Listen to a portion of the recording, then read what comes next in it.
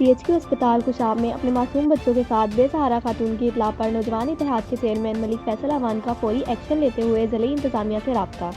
تھانہ سٹی کے SHO خالد الرحمان اپنی نفری کے ہمراہ موقع پر پہنچ گئے۔